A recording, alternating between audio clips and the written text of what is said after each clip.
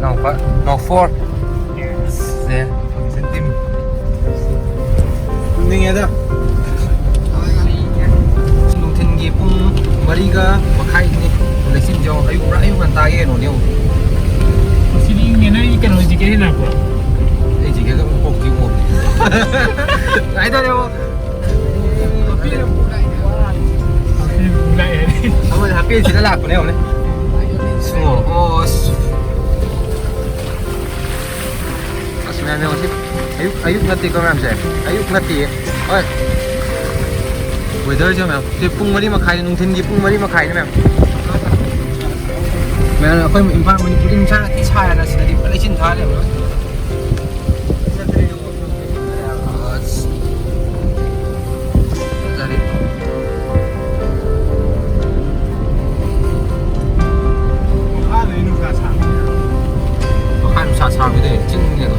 Aku sing mataktaga aku yung lagi sing mataktaga lesin na chupu tha le biching da adu ne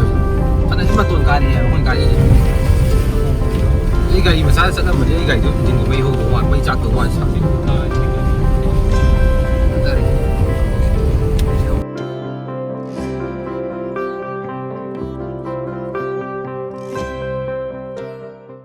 मत अखोई हजिले मफम असि निथको के केने अदगी kilometre 9 थोमुक चंगगा लेबा लमदान हारि मफम अदनी मफम असि अदुगी मते फजै किलोमीटर 9 थोमुक चंगगा लेबा मफम ने अदो मफम असि लेचिंग गा थादना अदुगी मते अखोइना हजि चंगपो मतम जिदा लेचिंग गा थादना अखोइ गाड़ी थरको मतम जिदा लेचिंग गा थादना मैम त हजि से पुंग मरी गा मिनि जाखैनि तो चले मरी मिनि जाखैनि तो जा अखोइ तंपाक तदि नुक्सा गा सादना दum तौनो मताने अदुबो ngasi akhoi sigum laba yamna fajraba thaina gi mafam asida thaina mafam adi akhoi japan ga la aga sida japan gi memories ka am lei haba chu akhoi hayeng gi numita akhoi laksagani ado ngasi budi akhoi keno ta oreba chador adu makha tana sida akhoi MMTA gi akhoi gi training to mayam lei re sida mafam adu gi mate fajai haningai tara adu gi mate fajai aduna masi अखोई जो अहम ने लाक्सरी से अखोई केमता खंजे दे अखोई अदु मयाम सु अखोई की वीडियो जी यांगा अखोई करी फोबी के हबदु अमु येमिरर से मखाताना पौदम जरीबा ऋषिकेश नौरेम मदि कैमरामैन बुसान चुचामपुर district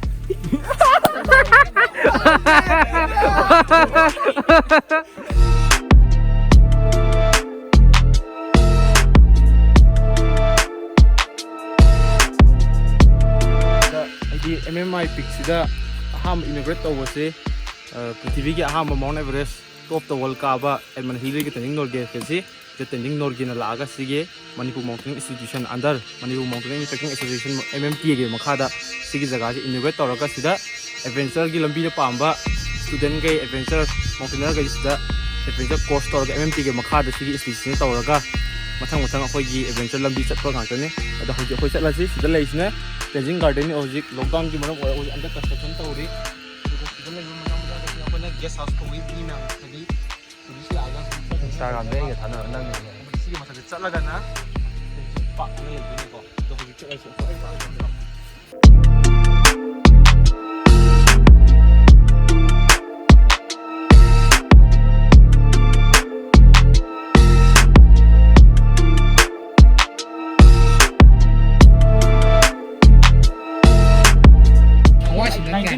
da dagi marak da Tenzing Park da Tenzing Norge Sarpana laga inaugurate torambo ko duga sigi jaga si MMI jaga si Manipur Mountaineering institution 85 acre muk chaw ngai ma tak so ta makam ka sa photo number ase makha de pranung sa humang ro bi kang ni ji yo khala view to ka ri ko moi to ya na la ya na Molly guys, sudah momo guys. Hey, itu tak boleh. Depan lagi, kira udah pura kau tu. Kau sama mana ni tu?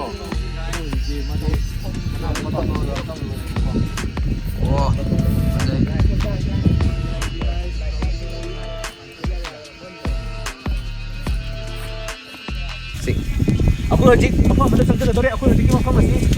ꯅꯥꯄꯤꯁꯨ ꯌꯥꯝꯅ ꯍꯧꯔꯤ ꯑꯗꯩ ꯅꯥꯄꯤꯁꯤꯒꯤ ꯃꯇꯨꯡ ꯏꯟꯅ ꯑꯩꯈꯣꯏꯅ ꯆꯪꯒꯗꯧꯔꯤꯕ ꯑꯁꯤ ꯉꯁꯥꯏ ꯅꯣꯡꯁꯨ ꯑꯗꯨꯝ ꯆꯨꯕꯅ ꯃꯔꯝ ꯑꯣꯏꯗꯨꯅ ꯑꯩꯈꯣꯏ ꯑꯗꯨꯝ ꯃꯐꯝ ꯑꯁꯤ ꯅꯥꯟꯗꯨꯅ ꯈꯣꯠꯇꯅ ꯂꯩꯕ ꯅꯥꯄꯤꯁꯦ ꯑꯩꯈꯣꯏꯒꯤ ꯂꯤꯟ ꯀꯥꯡꯒ ꯊꯣꯛꯂꯛꯀꯗ꯭ꯔꯥ ꯍꯥꯏꯕꯒꯤ ꯄꯥꯈꯠꯄꯁꯨ ꯑꯩꯈꯣꯏ ꯄꯣꯛꯇꯕ ꯅꯠꯆꯗꯦ ꯑꯗꯨꯕꯨ ꯂꯣꯏꯅꯅ ꯂꯩꯈꯣꯝꯁꯤꯒ ꯑꯩꯈꯣꯏ ꯌꯦꯡꯂꯨꯕ ꯃꯇꯝꯗ ꯑꯩꯈꯣꯏ ꯅꯥꯟꯊꯣꯛꯀꯅꯤ ꯍꯥꯏꯒꯅꯁꯨ ꯑꯩꯈꯣꯏ ꯇꯁꯦꯡꯅ ꯄꯥꯈꯠꯆꯩ ꯑꯗꯣ ꯃꯌꯥꯝ ꯆꯪꯕꯤꯔꯛꯁꯤ ꯑꯩꯈꯣꯏꯅ ꯆꯪꯒꯗꯧꯔꯤꯕꯁꯤ ꯆꯤꯡꯂꯣꯟ ꯑꯃꯈꯛ ꯑꯩꯈꯣꯏ ꯁꯨꯝ ꯂꯥꯜꯂꯨꯁꯤ ꯍꯥꯏꯗꯨꯅ ꯆꯪꯕꯅꯤ ꯃꯌꯥꯝ ꯆꯤꯡꯂꯣꯟꯁꯤ ꯌꯥꯝ ꯐꯖꯩ ꯅꯥꯄꯤꯅꯒ ꯄꯨꯂꯞ ꯀꯣꯏꯁꯤꯜꯂꯒ ꯌꯦꯡꯕꯤꯌꯨ ꯃꯌꯥꯝ ꯆꯤꯡꯂꯣꯟꯁꯤ ꯌꯥꯝ ꯐꯖꯩ ꯑꯩꯈꯣꯏ ꯅꯥꯄꯤꯅꯒ ꯄꯨꯂꯞ ꯀꯣꯏꯁꯤꯟꯗꯨꯅ ꯑꯩꯈꯣꯏ ꯌꯥꯝ ꯐꯖꯕ ꯃꯑꯣꯡꯗ ꯎꯆꯦꯛ ꯋꯥꯌꯥꯁꯤꯡꯒꯤ ꯃꯈꯣꯟ ꯑꯗꯨꯗꯒꯤ ꯑꯩꯈꯣꯏꯅ ꯑꯃꯨꯛꯐꯥꯎ ꯇꯥꯗ꯭ꯔꯤꯕ ꯃꯈꯣꯟ ꯃꯌꯥꯝ ꯑꯃ ꯇꯥꯗꯨꯅ ꯑꯩꯈꯣꯏꯒꯤ ꯌꯥꯝꯅ ꯅꯨꯡꯉꯥꯏꯕ ꯑꯃ ꯐꯥꯎꯍꯟꯕꯗꯣ ꯑꯗꯨ ꯑꯣꯏꯍꯜꯂꯤ ꯑꯗꯨ ꯃꯌꯥꯝꯁꯤ ꯑꯩꯈꯣꯏ ꯑꯗꯨꯝ ꯆꯪꯕꯤꯔꯛꯁꯤ ꯑꯩꯈꯣꯏꯒꯤ ꯇꯤꯝ ꯑꯩꯈꯣꯏꯒꯤ ꯐ꯭ꯔꯟꯠ ꯂꯥꯏꯟ ꯇꯤꯝꯅꯤ ꯑꯥꯗ ꯆꯠꯂꯤꯕꯁꯦ ꯑꯗꯨꯅ ꯑꯩꯈꯣꯏꯅ ꯃꯈꯣꯏꯒꯤ ꯃꯇꯨꯡ ꯏꯟꯅꯔꯒ ꯑꯩꯈꯣꯏ ꯆꯤꯡ ꯑꯁꯤ ꯀꯥꯕ ꯍꯧꯖꯕꯅꯤ ꯆꯤꯡ ꯀꯥꯕ ꯍꯧꯗ꯭ꯔꯤ ꯊꯥꯏꯅꯒꯤ ꯒꯦꯠ ꯑꯃꯁꯨ ꯂꯩꯔꯝꯃꯤ ꯁꯤ ꯒꯦꯠꯁꯦ ꯑꯩꯈꯣꯏꯅ ꯌꯥꯗ꯭ꯔꯦ ꯍꯥꯏꯅ ꯂꯧꯖꯔꯅꯤ ꯃꯌꯥꯝ ꯑꯩꯈꯣꯏ ꯃꯅꯤꯡꯗꯁꯨ ꯑꯩꯈꯣꯏꯒꯤ ꯇꯤꯝ ꯂꯥꯛꯆꯔꯤ ꯂꯣꯏꯅꯅ ꯃꯃꯥꯡꯗꯁꯨ ꯑꯩꯈꯣꯏꯒꯤ ꯐ꯭ꯔꯟꯠ ꯂꯥꯏꯟ ꯇꯤꯝ ꯑꯃ ꯆꯠꯇꯨꯅ ꯑꯩꯈꯣꯏꯒꯤ ꯂꯝꯕꯤ ꯇꯥꯛꯄ ꯑꯣꯏꯅ ꯑꯩꯈꯣꯏꯒꯤ ꯕ꯭ꯔꯤꯇꯤꯁ ꯃꯩꯁꯅꯥꯝꯅ ꯂꯝꯕꯤ ꯇꯥꯛꯎꯔꯤ ꯆꯤꯡ ꯀꯥꯕꯁꯤꯁꯨ ꯋꯥꯗꯕꯗꯤ ꯅꯠꯇꯦ ꯑꯗꯨꯕꯨ ꯇꯁꯦꯡꯅꯃꯛꯀꯤꯗꯤ ꯆꯤꯡ ꯀꯥꯕꯁꯤ ꯋꯥꯕꯖꯥꯠꯅꯤ ꯆꯤꯡ ꯀꯨꯝꯊꯔꯛꯄꯗ ꯈꯨꯕꯣꯡ ꯑꯔꯣꯏꯕꯤ ꯆꯥꯎꯕꯗꯣ ꯃꯁꯤꯒꯤ ꯂꯩꯁꯦ ꯑꯩꯈꯣꯏꯅ ꯀꯔꯤꯅꯣꯗꯨꯗꯤ ꯑꯩꯈꯣꯏ ꯆꯞ ꯆꯥꯕ ꯈꯪꯖꯗ꯭ꯔꯦ ꯑꯔꯣꯏꯕꯤ ꯈꯥꯏꯗꯠꯇꯦ ꯎꯁꯤꯁꯨ ꯃꯆꯨ ꯂꯥꯡꯕꯗꯧꯅ ꯑꯁꯤꯗꯁꯨ ꯑꯩꯈꯣꯏꯒꯤ ꯑꯦꯕꯟꯗꯦꯟ ꯍꯥꯎꯁ ꯍꯥꯏꯒꯗ꯭ꯔꯥ ꯑꯩꯈꯣꯏꯒꯤ ꯀꯤꯔꯦꯕꯨ ꯁꯤ ꯇ꯭ꯔꯤ ꯍꯥꯎꯁꯅꯤꯅꯦ ꯇ꯭ꯔꯤ ꯍꯥꯎꯁ ꯑꯩꯈꯣꯏꯒꯤ ꯑꯁꯤꯗ ꯇ꯭ꯔꯤ ꯍꯥꯎꯁ ꯑꯃ ꯂꯩꯔꯤ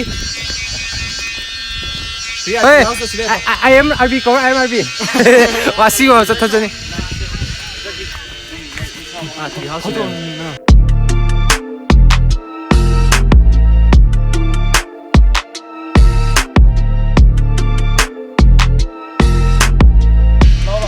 ꯀꯩꯅꯣ ꯂꯥꯛꯑꯣ ꯁꯤꯕꯣꯠꯁꯦ ꯅꯪ ꯆꯠ ꯊꯦꯡꯉꯕ ꯈꯨꯗꯨꯅ ꯁꯤꯗ ꯁꯨꯃꯥꯏꯅ ꯆꯠ ꯊꯦꯡꯉꯕ ꯀꯤꯔꯤꯁꯤꯗꯤ ꯀꯩꯅꯣ ꯇꯧꯔꯦ ꯆꯠ ꯊꯦꯡꯉꯣ ꯑꯗꯨꯝ ꯃꯥꯒꯤ ꯃꯁꯥꯏ ꯆꯠ ꯊꯦꯡꯉꯕ ꯅꯥꯕ꯭ꯔꯥ ꯆꯠ ꯊꯦꯡꯉꯣ ꯇꯛ ꯄꯥꯏꯌꯣ ꯇꯤꯡꯒꯟ ꯌꯥꯎꯋꯦ ꯀꯩꯝ ꯇꯧꯔꯣꯏ ꯄꯥꯏꯌꯣꯕ ꯏꯖꯩ ꯁꯤꯒꯤ ꯄꯣꯠꯁꯦꯀꯣ ꯁꯟꯊꯛ ꯀꯧꯕꯅꯦ ꯍꯌꯦꯡ ꯁꯟꯊꯛ ꯍꯥꯏꯕꯁꯦ ꯊꯦꯡꯉꯨ ꯃꯇꯝꯗꯀꯣ ꯌꯥꯝ ꯆꯤꯡꯕꯅꯦ ꯁꯤꯒꯤ ꯄꯣꯠꯁꯦ ꯌꯥꯏ ꯑꯗꯨꯒ ꯏꯁꯤꯡ ꯊꯦꯡꯉꯤꯀꯣ ꯌꯥꯝ ꯅꯥꯔꯛꯀꯅꯤ ꯑꯩꯈꯣꯏ ꯂꯥꯏꯃꯇꯣꯟ ꯀꯥꯕꯗ ꯃꯌꯥꯝ ꯊꯦꯡꯅꯔꯛꯀꯅꯤ ꯑꯗꯨꯅ ꯅꯥꯕꯅꯤꯀꯣ ꯁꯤ ꯀꯥꯕꯗꯤ ꯍꯧꯖꯤꯛ ꯑꯩꯈꯣꯏ ꯂꯩꯖꯔꯤꯕ ꯃꯐꯝ ꯑꯁꯤ ꯑꯩꯈꯣꯏꯒꯤ MMTA ꯑꯩꯈꯣꯏ ꯄꯤꯕꯤꯕ ꯑꯩꯈꯣꯏꯒꯤ ꯑꯗꯨꯒꯨꯝꯂꯕ ꯑꯩꯈꯣꯏꯒꯤ ꯀꯩꯅꯣꯅꯤ ꯑꯩꯈꯣꯏꯅ ꯂꯥꯛꯆꯔꯤꯕ ꯑꯩꯈꯣꯏꯕꯨ ꯃꯈꯣꯏꯅ ꯑꯩꯈꯣꯏꯒꯤ ꯇꯨꯡꯗ ꯆꯥꯅꯕꯒꯤꯗꯃꯛꯇ ꯑꯩꯈꯣꯏ ꯐꯥꯒꯤꯁꯪꯒꯤ ꯇꯤꯝ ꯂꯩꯔꯦ ꯗꯥꯕꯨꯁꯟꯅ ꯀꯦꯃꯦꯔꯥ ꯄꯥꯏꯔꯤ ꯑꯗꯨ ꯉꯁꯤꯒꯤ ꯑꯣꯏꯅꯗꯤ ꯑꯩꯈꯣꯏꯅ ꯉꯁꯤꯗꯤ ꯑꯩꯈꯣꯏ ꯊꯦꯡꯅꯁꯨ ꯌꯧꯔꯦ ꯄꯨꯡ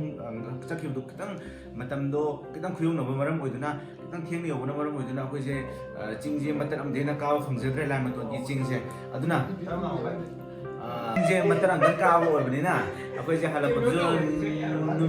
numidang tare aduna numidang tamna maram oiduna akoise day 1 gi oinadi ngasi akoi matang swaina sum losanaba haiduna akoise lepnare adubu hayeng hayeng ek nongamaga akoi hayeng je pung 8 tagi akoi chakadabni tari nate tarukni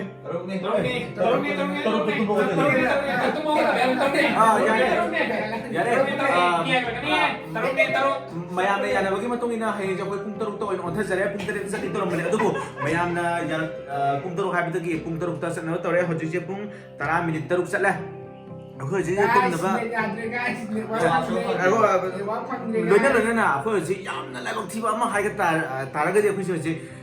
network se amata phangdre hojik se akhoi je yamna matha saba akhoi je ki yamna smartphone ki matam asita akhoi je network machida mo kana lei je akhoi hojik se akhoi je tumbana tan ofare te tan hai je mayamna pung 3 ta habdo akhoi je heng je pung 3 ta hokolaga pung 3 ta sanabagi tamata akhoi je warep nare aduna first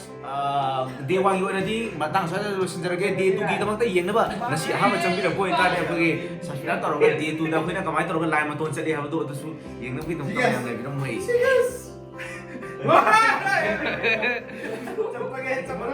matang sa da ai oinadi akhoi Fagishang gi keno da ꯃꯍꯨꯠ ꯁꯤꯟꯖꯔꯒ ꯃꯇꯥꯡ ꯁ꯭ꯋꯥꯏꯗ ꯂꯣꯏꯁꯤꯟꯖꯔꯒꯦ ꯑꯩꯈꯣꯏꯁꯦ ꯇꯨꯝꯅꯕ